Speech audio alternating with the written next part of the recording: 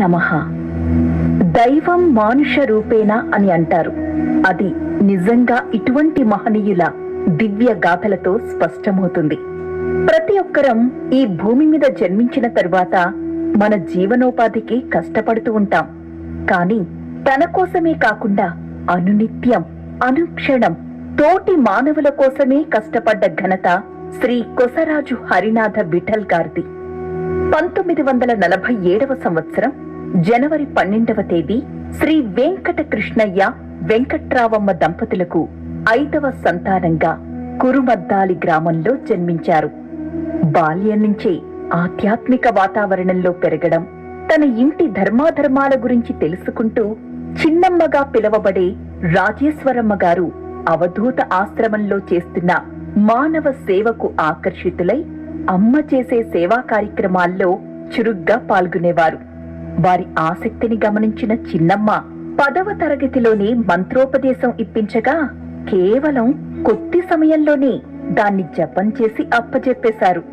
ఆ తరువాత ఉద్యోగరీత్యా ఖమ్మం జిల్లాలో ఉన్న మదిర గ్రామం రావడం, తదనంతరం వివాహం, పిల్లలు, మళ్లీ ట్రాన్స్ఫర్ అయి 1982 నాటి ఖమ్మం జిల్లా బూర్గంపాడు గ్రామం ఎల్ఎంబి బ్యాంకుకు వచ్చారు. విఠల్ గారికి ఉండే మంచితనం, సేవాకాంక్షతో ప్రతి ఒక్కరికి ఏవైనా ఇబ్బందులుంటే సరైన సలహాలివ్వడం, కొద్దిగా భక్తి కలవారైతే అవధూతమ్మ గురించి, ఆ అమ్మ మహత్యాల గురించి చెప్పేవారు. ఆ నోట ఈ నోట విఠల్ గారి సేవాభావం గురించి అందరికీ తెలిసింది. అయితే ఇక్కడ ఒక విషయం ప్రస్తావించాలి. మదిరలో తన సొంత ఇంట్లో ఉన్నప్పుడు అందరూ విఠల్ గారు మీ ఇల్లు వాస్తు తప్పుందండి అనేవారట. ఈ విషయమై గురువు గారు అమ్మగారి దగ్గర బాధపడగా ఆ రోజు రాత్రి అవధూతమ్మ కలలో కనపడి, ఉడికి ఉడకని పోగులు వేసుకున్నవాడేంట్రా చెప్పేది వాస్తు అని వాస్తు గురించి వివరించారు. అలా అవధూతమ్మే వాస్తు విద్యకు గురువై అనుగ్రహించగా తన నిత్య సాధనా కృషితో వాస్తు విద్య మీద పట్టు సాధించి నిస్వార్థంగా కొన్ని వందల మందికి వాస్తు చెప్పేవారు. ఆ తరువాత 2 పర్యాయములు రాజేశ్వరమ్మ గారిని భద్రాచలం రాముడి దర్శనానికి తీసుకురావడం, తదనంతరం బూర్గంపాడులో భక్తులు వారి కష్టాలు చెప్పుకోగా ఇక మీదట విఠలే మీ ఇబ్బందులకు పరిష్కారం చెబుతాడు అని సూచించారు. విఠల్ గారికి మాత్రం నీకు మంచి విత్తనాలు దొరుకుతాయి, ఏరుకో అని చెప్పేవారట. బూర్గంపాడులో విఠల్ గారిని అందరూ సార్ అని పిలిచేవారు. బూర్గంపాడులో మొట్టమొదటి గురువు గారికి దైవిక శక్తి ఉందని చెప్పడానికి ఒక చిన్న ఉదాహరణ. గురువు గారి ఇంటి వెనుక దేముడు కోటయ్య గారు అని నివాసం ఉండేవారు. ఒకరోజు ఆయన గారి దగ్గరుండే మనిషొచ్చి, కోటయ్య గారికి ఆరోగ్యం బాగాలేదు, అందరూ వచ్చారు, కింద పెట్టేయమంటున్నారు అని చెప్పారట. దానికి సార్ విఠల్ రావు గారు బ్రతుకుతారు అని అన్నారని చెప్పండి. బ్రతుకుతారు అన్నారట. ఆ ప్రకారమే వారు 3 సార్లు కోటయ్య గారి చెవిలో విఠల్ రావు గారు బ్రతుకుతారు అన్నారట అని చెప్పగా ఆ అని కళ్ళు తెరిచారాయన. అయితే ఇప్పుడు హాస్పిటల్ కి తీసుకువెళ్ళండి అన్నారట. ఆ తరువాత కూడా కోటయ్య గారు 7-8 సంవత్సరాలు బ్రతికారు. మొట్టమొదటిగా విఠల్ గారికి దైవశక్తి ఉంది అన్న విషయం అందరికీ అప్పుడే తెలిసింది. తదుపరి బూర్గంపాడు గ్రామంలో ప్రతి శుక్రవారం ఒకరి ఇంట్లో భజన ప్రారంభించగా అది ఎంతలా విస్తరించిందంటే మళ్లీ ఆ భజన మొదటి భజన చేసిన ఇంటికి రావడానికి సంవత్సరమైనా పట్టేది. అంతలా ఆ ఊరిలో ప్రతి ఒక్కరూ ఇంట్లో భజన పెట్టుకుని పండగలా చేసుకునేవారు.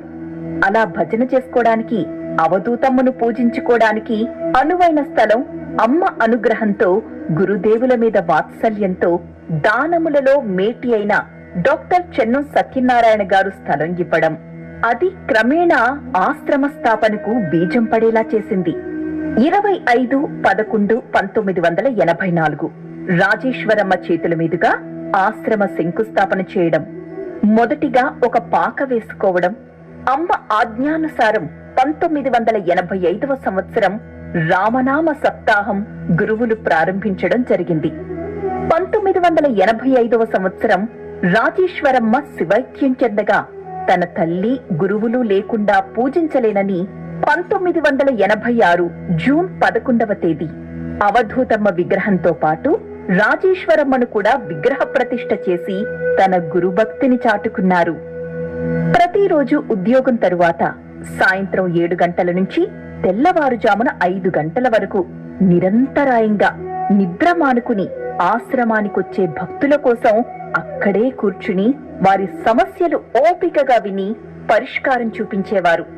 అది ఏ సమస్య అయినా కావచ్చు.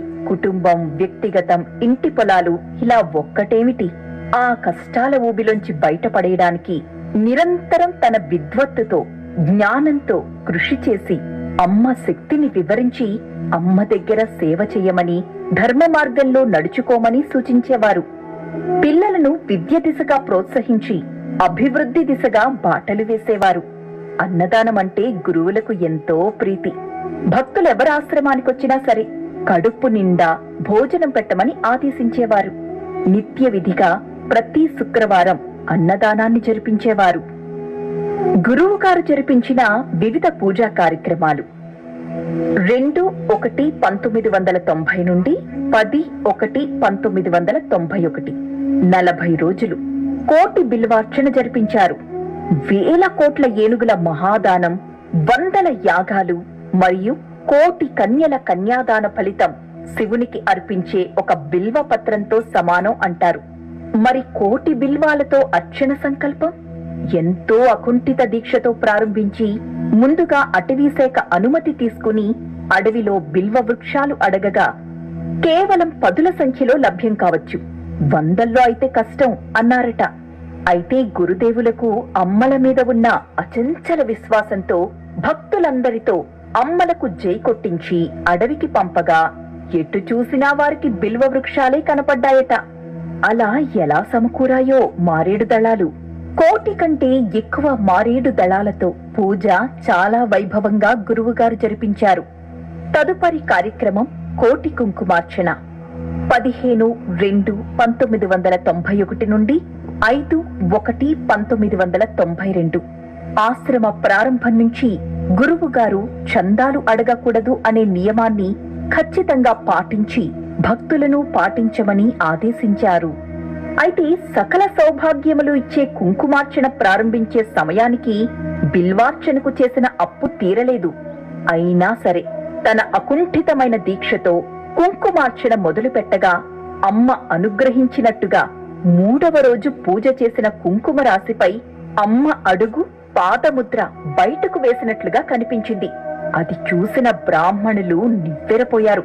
గురువుగారిని అడగ్గా అమ్మ వచ్చారు, పాదానికి నమస్కరించి ఇంకా భక్తి శ్రద్ధలతో 20 రోజులు దిగ్విజయంగా కుంకుమార్చన జరిపించగా ఎక్కడెక్కడి నుంచో జనసందోహం మొదలై ఆశ్రమ ప్రాంగణం నిండగా ఆఖరి రోజున ఆ పూర్ణ కుంకుమ రాశిపైన మళ్లీ ఈసారి అమ్మ పాదముద్ర అడుగు లోపలికి వెళ్లినట్లు ముద్రపడింది. ఆ విశేష ఘట్టానికి ఆనందించి గురుదేవులు ఆ అమ్మ పాదముద్రలతో పునీతమైన ఆ కుంకుమ రాశిని లారీలో మేళ తాళాలతో, భజనలతో, నృత్యంతో ఊరంతా ఊరేగించి ఆ పాద దర్శనం అందరికీ కల్పించారు. ఇక 3వ కార్యక్రమం పేద బ్రాహ్మణులకు ఉపనయనములు 1993వ సంవత్సరం. అది ఒకసారి గురువుగారి దగ్గరికి ఒకరొచ్చి పేద బ్రాహ్మణుల బడుగు కోసం డబ్బులడిగారు. అప్పుడు గురువుగారు ఆశ్రమంలో ఉన్న బ్రాహ్మణ మామ్మగారిని పిలిచి, మా అమ్మ మనం పేద బ్రాహ్మణులకు వడుగు చేద్దామా అని అడగ్గా మా అమ్మగారు, అయ్యా దానికి చాలా ఖర్చవుతుంది, పెళ్లికైనంత ఖర్చవుతుంది, కేవలం పెళ్లి కూతురు ఉండదు అంతే అన్నారట. అందరికీ బంగారు పోగులు కుట్టించాలి, పిండి వంటలు చేయించాలి, భోజన ఏర్పాట్లు చెయ్యాలి, చాలా ఖర్చుతో కూడుకున్నదయ్యా అన్నారట. ఆర్థికంగా ఇబ్బంది ఉన్నప్పటికీ ఎంతమంది పేద బ్రాహ్మణులొచ్చినా ఉపనయనాలు చేద్దామని, అమ్మలకు బ్రాహ్మణులంటే ఇష్టమని, అమ్మ శక్తితో అన్నీ సమకూరుతాయని గట్టిగా సంకల్పించి 45 మంది పేద బ్రాహ్మణులకు అంగరంగ వైభవంగా పెళ్లిలా ఉపనయనాలు, వడుగులు జరిపించారు.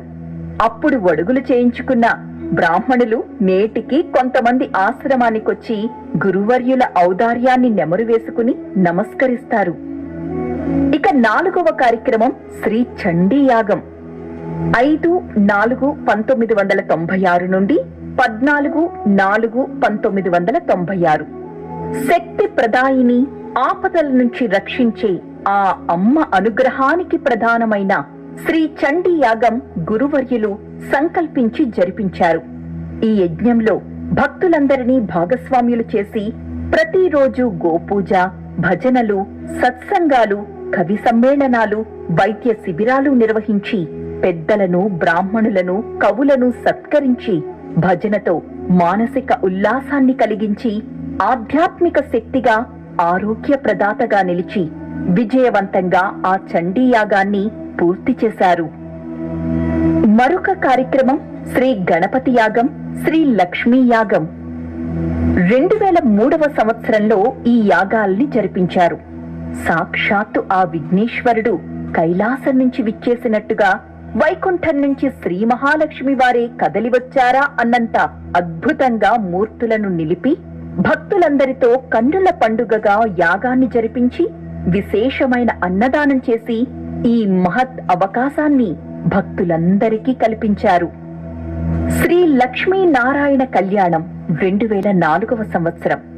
శ్రీ లక్ష్మీ యాగం తదనంతరం ఒక గొప్ప ఆలోచన చేశారు. లక్ష్మీదేవిని మన ఇంటి ఆడపడుచుగా తెచ్చుకున్నాం, మరి నారాయణమూర్తితో వివాహం చేయాలి కదా. మన ఇంటమ్మాయికి కళ్యాణం చేస్తే వచ్చిన స్త్రీమూర్తులకు పసుపు, కుంకుమ, చీరతో గౌరవించాలని సంకల్పించారు. నిజానికి ఈ కార్యక్రమానికి రావలసిన ధనం లేదు. మరి ఎలా అని మదన పడిపోతూ ఉండగా గురువు గారి ధర్మపత్ని విజయ గారు ఇలా అన్నారట: మొన్ననే మన పిఎఫ్ డబ్బులు 4 లక్షలొచ్చాయిగా, అవి తీసుకుని ఖర్చు పెడదాంలేండి. అందుకు గురువులు కుటుంబ ధర్మం గుర్తు చేస్తూ, మరి మనకు రిటైర్మెంట్ తరువాత కావాలి కదా, ఇబ్బంది అవుతుందేమో అన్నారట. అందుకు ఆమె గారు, మన డబ్బులు సమకూరకపోతే 4వ అమ్మాయి పెళ్లి చేశాం అనుకుందాంలేండి అన్నారట. ఇక ఆ తరువాత సూరత్ వెళ్లి 3000 చీరలు తీసుకొచ్చి అనుకున్న లగ్నానికి శ్రీ లక్ష్మీనారాయణ కళ్యాణం ఎవ్వరూ చూపు మరల్చుకోలేనంత కమనీయంగా, కన్నుల పండుగగా, ప్రకృతి పరవశించేటట్లుగా భక్తులందరినీ భాగస్వాములను చేసి కళ్యాణాన్ని జరిపించి ప్రతి ఒక్కరికి విందు భోజనం పెట్టి ప్రతి ఆడపడుచుకు అమ్మ ప్రసాదంగా పసుపు, కుంకుమ, ఒక చీరను పెట్టి సుమారుగా 3000 మందికి చీరలు పెట్టి నభూతో న భవిష్యత్ అన్నట్టుగా జరిపించారు. భక్తులు ఆనంద బాష్పాలతో ఆ గురుదేవుల చరణములకు నమస్కరించారు. తరువాత కోటి వత్తుల పూజకు సంకల్పించారు. 2004వ సంవత్సరం అది. లక్ష్మీనారాయణ కళ్యాణం అనంతరం ఆ పరమశివుడి ఆనంద తాండవం వీక్షించాలి అనుకున్నారో ఏమో, ఇంకా ఎంత చేసినా ఆ భోళాశంకరుడికి తక్కువే అనుకున్నారో ఏమో. కార్తీక మాసం ఆఖరి సోమవారం రోజున డిసెంబర్ 1, 2004న కోటి వత్తుల పూజ సంకల్పించి 108 హోమగుండాలు కట్టించి అత్యంత భద్రత, క్రమశిక్షణతో తన మన అన్న భేదం లేకుండా భక్తులందరినీ ఉపవాస దీక్షతో శివనామము జపింపచేస్తూ కోటి వత్తులు లెక్కించి అమర్చి ఊరు వాడ ఈ అద్భుతమైన కార్యక్రమాన్ని వీక్షించేటట్లుగా ఏర్పాట్లు చేసి ఆ పరమశివుడే ఔరా అనేలా మహాద్భుతంగా కోటి వత్తుల కార్యక్రమాన్ని జరిపించి ఆయనను నమ్మిన భక్తుల జీవితాన్ని ధన్యం చేశారు. తదుపరి కార్యక్రమం అఖండ రామనామ సప్తాహం 49 రోజులు 3/4/2006 నుండి 22/5/2006 వరకు గురువర్యులు ఎంతో ఉత్సాహంగా నిర్వహించారు ఈ కార్యక్రమాన్ని. రామనామం అంటే అమ్మలకు, గురువు గారికి ఎంతో ప్రీతి. ఏ పని చేసినా రామనామము, అమ్మనామము స్మరించమని చెప్పేవారు. మనం రామనామం చేస్తుంటే పక్షులు, పశువులు, చెట్లు కూడా స్పందిస్తాయి అనేవారు.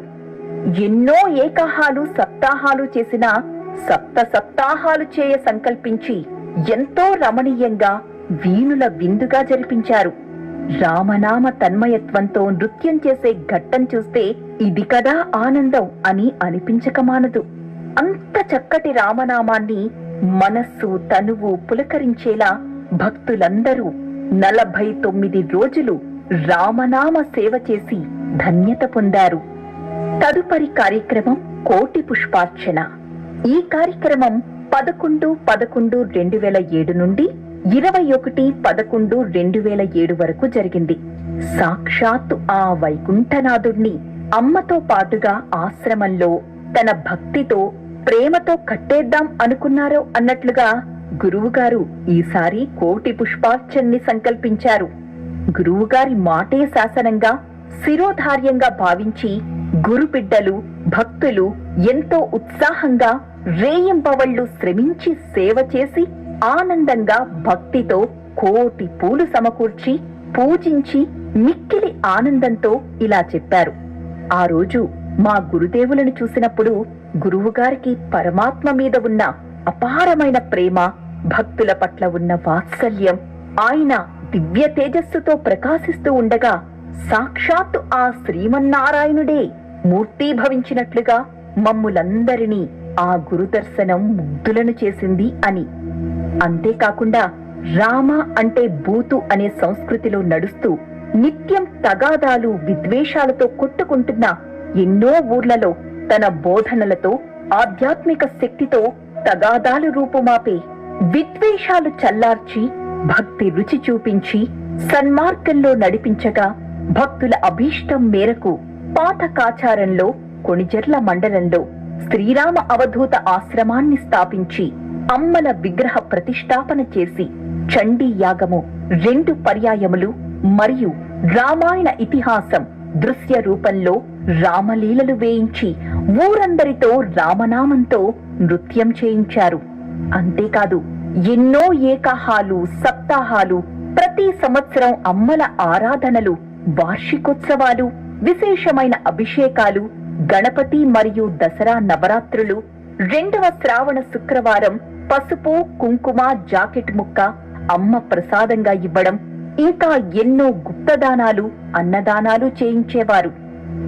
40 సంవత్సరాల క్రితమే తీర్థయాత్రలు ప్రారంభించి ఎటువంటి ఇంటర్నెట్ లేని సమయంలో కేదార్నాథ్, బద్రీనాథ్, జ్వాలాముఖి, వైష్ణవీదేవి, నయనాదేవి నుంచి కాశీ, పూరి, రామేశ్వరం, నాసిక్, భీమశంకరం వరకు మరియు సింధు నది మొదలు 12 పుష్కర స్నానాలు, 12 జ్యోతిర్లింగాల దర్శనం, అష్టాదశ శక్తిపీఠాలు, మరెన్నో మహిమాన్విత క్షేత్రాల దర్శనం అతి తక్కువ ఖర్చుతో భక్తియే పరమావధిగా తన శక్తితో భగవంతుని దర్శనాన్ని చేయించి యాత్రలో ఎన్నో భగవంతుని లీలలు చూపిస్తూ గురువుల దైవశక్తి ఏమిటో భక్తులకు అర్థమయ్యేట్లుగా తెలియచేశారు.